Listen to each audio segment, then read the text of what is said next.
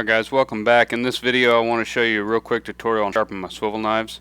And I use a big tri-stone that is actually a diamond stone, but you know, stone that you like. I'm using the coarse setting on here, the knife, just like any other knife that you sharpen a help angle, and then I'm with short movements forward and backwards, and just every once in a while I'll pick it up and look at it and look at the wear that I'm getting on the bevel, making sure that that's even and that looks right as I'm going along, to know if I should add pressure on one side.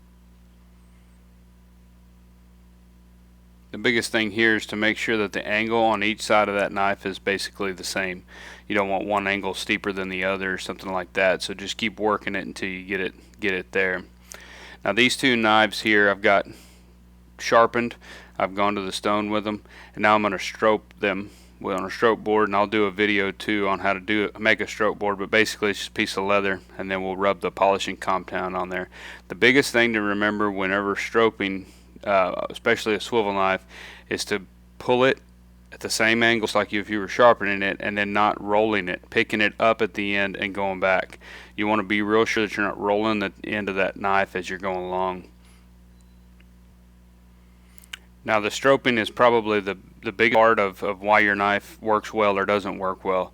I would probably say more people, if you would, then you probably wouldn't have to go to the stone quite as often. The stroking just keeps the blade sharp and buffed off and ready to use at all times. Now here's a bunch of swivel knife blades that I did, or that I've had for years, and as you can tell I've sharpened. You can see the length of the newer ones versus the ones that I've retired. So you will take off quite a bit of material the more you use them and sharpen them, but that's just the nature of it. Now as you can see, this blade here, it's got a really shiny buffed end looking edge compared to the freshly sharpened one on the left. Now I'm going to show you why this is not considered a sharp blade when you go to carving with it. And as I'm carving with that, it moves smoothly, it doesn't have a lot of drag, but if you look at that cut, it's very kind of pushed in, it's not really opened up. And I see a lot of tooling where the people did decorative cuts or carving or just watching guys carve, and that's what they get, is that kind of cut, and that can really hurt your bevel and your finished look of your work.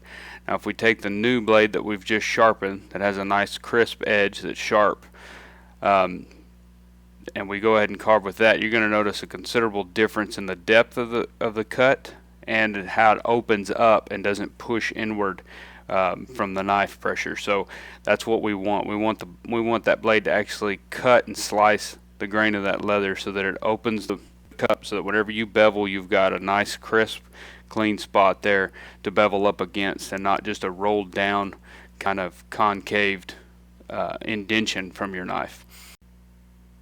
But that's just the biggest deal, just to be sure that you've got it sharp so that you get good clean fluid cuts into your leather. And if it's dull and it's dragging, you probably need to stroke it. If you're getting the pushed in bevel or the pushed in cut, then your knife probably needs to be taken to the stone and going ahead and rework just a little bit to get it nice and sharp, because it'll really help your tooling. It'll help clean up your work at the end process. I mean, your work's only as good as the carving that you're doing at the first. So, and doing those big scrolls and that kind of thing is can be really hard with a dull knife or a rolled knife. So you need to be sure that it's nice and sharp.